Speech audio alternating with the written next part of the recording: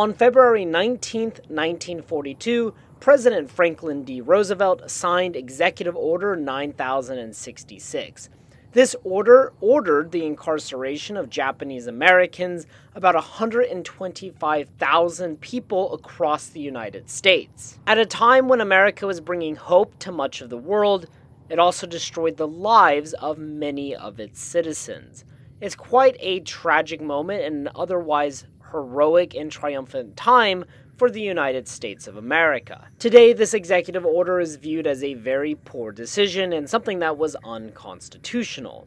But, of course, in the world of Fallout, the American government would follow a very similar path. As war between China and the United States broke out in 2066, the United States very quickly issued a very similar order, Executive Order 99,066. Obviously, this is a play on Roosevelt's Order 99,066.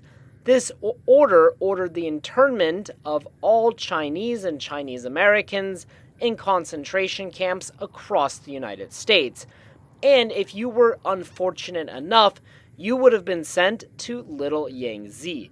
This concentration camp, located in the Big MT, served as a place of research on human subjects. A very terrible fate for all of those illegally imprisoned here. In fact, among think tank executives, they outright considered the camp and its inhabitants to be nothing more than a human farm.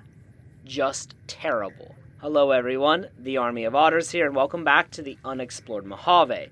Now, the reason this intro is a bit darker or a bit more real than normal is, well, because of course, like I said, there's a lot of connections and parallels between what actually happened in World War II and how the creators of Fallout designed the internment of Chinese Americans. But also, this location hits a bit close to home for me because, well, none of you know this, but I actually have Japanese ancestry. And my family did have some dealings with the Japanese internment camps in World War II. So for me, it's an issue that is important and something that I think should be remembered so it never happens again. And with that, let's jump into Little Yangtze. And as you can see, Little Yangtze is located in the northwestern part of the Big MT, just a bit northeast of the Big MT West Tunnel. Now, as you approach, there will be a ton of Sentry Bots to the north of Little Yangtze, so make sure you take them out. I just used a missile launcher, and honestly, that made things a lot easier. It even kind of made one of the Sentry Bots go crazy and started attacking the other Sentry Bots. So it just all worked out very well for me. Of course, maybe you don't have as many missiles, but do be careful if you come here because there are pardon my French, but a fuck ton of Sentry Bots. In fact, they actually just kept coming and they didn't stop coming, as you'll see later. Now, I mentioned this in my last video, but if you have the Wild Wasteland trait, you will find this truck stuck halfway into the side of this mountain with a green puddle underneath it. Now, if you look at the license plate, it's a New Jersey license plate, which reads Rocket 88. And this is the same name as the rocket truck that Buckaroo Bonzai drives in the film The Adventures of Buckaroo Bonzai Across the Eighth Dimension, in which he drives through a mountain. Obviously here, though, it wasn't nearly as successful as in the movie. A pretty funny, kind of cool little Easter egg, but again, you have to have Wild Wasteland. After this, if we follow the train tracks, we can come around and we can actually find the front of the truck here, or what appears to be the front of the truck. So maybe it kind of made it through the mountain, just it got cut in half. And then if you head up on this hill, which is just to the south of Little Yangtze, but not before we loot some of these wooden crates, but up on this hill we will find number 27 and number 34. These are two ghoulified survivors of the Chinese internment camp, and their numbers, 34 and 27, are a reference to the novel The Count of Monte Cristo, in which the protagonist, Dantes, is assigned the number 34, and his cellmate is assigned the number 27. How did these two ghouls escape? Well, we're not entirely certain, but perhaps there was a failed experiment with Father Elijah. But we'll talk more about Father Elijah later in the video. But you'll notice both ghouls have explosive collars on them, however, for whatever reason, they didn't detonate. Also, when I came back the second time, there was this dead Securitron up here. I have no idea why he was up here. The first time I came here, he wasn't here. The second time he was. I was really confused. If you guys know what was happening here or why it's there, please let me know. But from this hill, you can get a pretty good overview of the concentration camp or the internment camp right below you. There's a guard tower and then another building across from us. And while I was up here, I was attacked by more Sentry Bots. Again, like I said, they just keep coming and they don't stop coming. But I was able to kill these Sentry Bots too with my anti-material rifle. One of them tried to flank me and came up on the ridge next to me, but yeah, we were able to kill him. After that, I made my way down into the camp, where we can find several ghoulified survivors. These survivors are hostile, however, they appear to not be feral, or at least I don't think so, because they don't act like feral ghouls. They can still wield weapons. They seem to understand that their callers will blow their heads off if they leave the prison. So it's kind of sad that we have to kill them, that we cannot help them, but they've been trapped inside this tiny little facility for, well, over 200 years. So they're probably, mentally insane. They're probably not okay in the head. And, well, after everything that's happened to them, they are probably not likely to ever trust an English speaker ever again. And if you leave the facility, you'll notice that they run away from you because their collars will otherwise detonate if they try to leave. So, obviously, they're kind of smart, or at least they know their situation. But very terrible what's happened to them. Now, in 3 of the tents, we can just find barracks. There are some foot lockers that just have like bottle caps and random junk in it. Next to the cage here, we can find all of these beds piled up along with a skeleton. Perhaps they were trying to escape with these beds. There's also a truck on the other side with more beds. Not sure why there's so many beds, but bed. Then we find this other tent with more bottle caps. Here we can find a very disturbing scene, a mass grave. There's several of these wooden tombstones, and if you actually listen to the tombstones very carefully, you can hear whispering, kind of haunting. Inside of this tent that is in the northeast, we can find the recipe for survival skill book. You're definitely a survivor if you survive 200 years in this camp. And across from that tent, we can find the mess hall. Just some benches and picnic tables and, well, a refrigerator. After that, we can go over to the guard tower, but we have to open this gate, which is very slow. And up here, we can find ammunition boxes and also Father Elijah's advanced lair. Of course, this is a unique weapon that once belonged to Father Elijah. And if we enter inside of the guard tower, we are greeted by some deactivated bomb collars and a broken detonator, along with this kind of a mess and a dead survivor. If we go on the terminal, we can find out everything that happened here, which I think is very interesting. The first pre-war entry reads, "The government shipped in the first batch of dissidents today. 3 whole trainloads of communist infiltrators. Half of them don't even speak English, so we had to show them where to go with our nightsticks. They got the point eventually.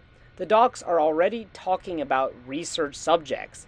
Guess that'll help advance the war effort." The second pre-war entry reads, "One of the prisoners who speaks a little English, I guess he's become the unofficial spokesman, came to the commandant's office today screaming about hungry ghosts snatching his people up in the night.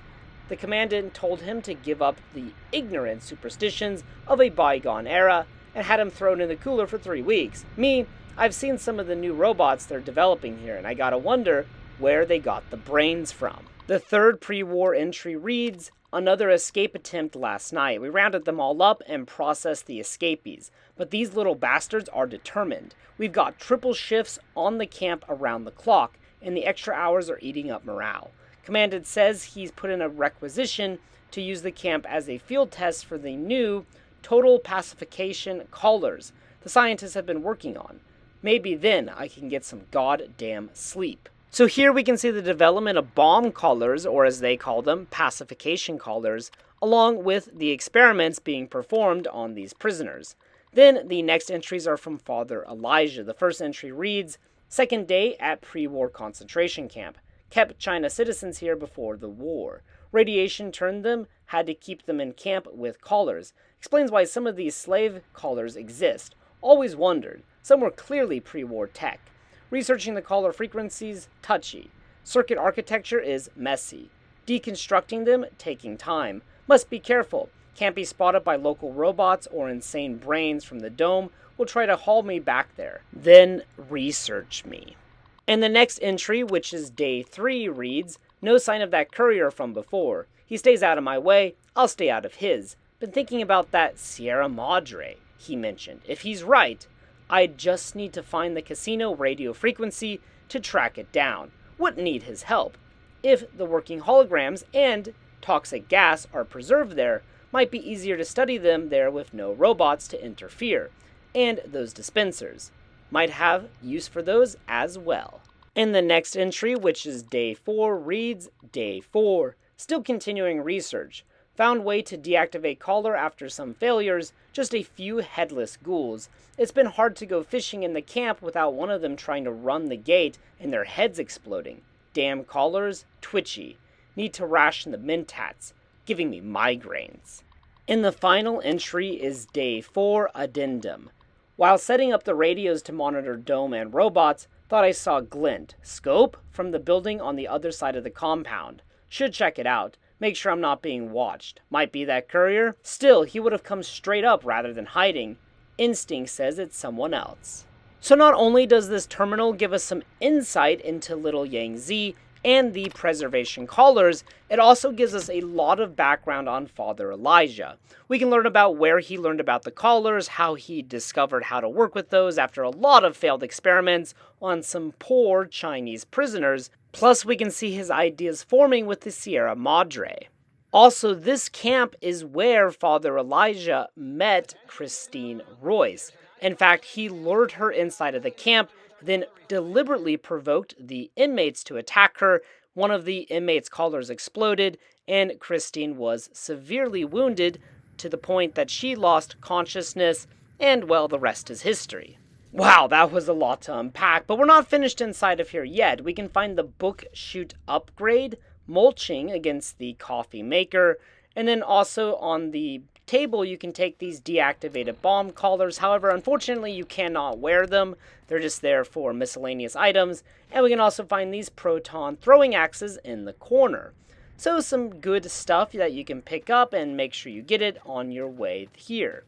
Then if we go across, we can find the building where Christine was held up in and where Father Elijah saw her scope.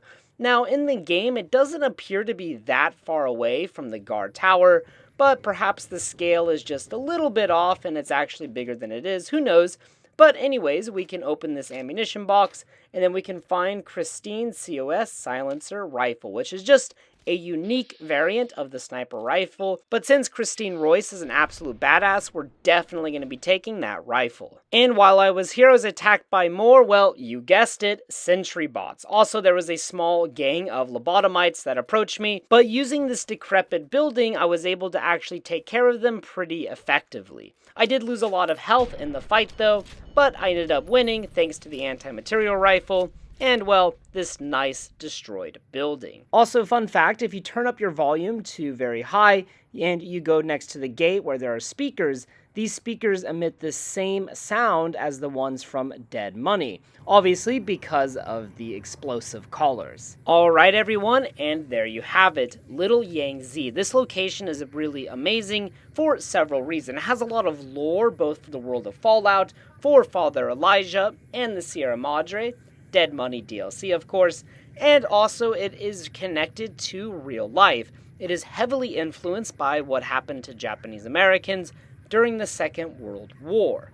Obviously, though, there was no kind of crazy scientific experiments going on with Japanese Americans. I do want to make that clear. And so far in the Fallout universe, Little Yangtze is the only Chinese internment camp to appear in the series. However, it is worth noting that in Fallout 3, we can discover an internment truck, which was a truck carrying Chinese prisoners, and this is located near Satcom Array in W-07C. Man, that is a mouthful, but I did make a video about that location in my Unexplored Capital Wasteland. So if you're interested in the internment truck, please check out that video. I'll put it in the description below. Alright guys, thank you so much for watching this episode of the Unexplored Mojave. Have any recommendations for future videos, future ideas, please post them in the comments section below. And as always, until next time.